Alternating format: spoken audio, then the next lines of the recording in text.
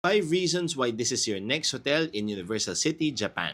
Reason number 1, this hotel is just a few steps away from the Universal City station. It's so accessible. Reason number 2, it offers an amazing breakfast buffet, perfect after a jam-packed day at USJ. Unlimited drinks, pastries, Japanese food, and Western food. Reason number 3, it is just 500 meters away from USJ and is very near various eateries located at the Universal City Walk.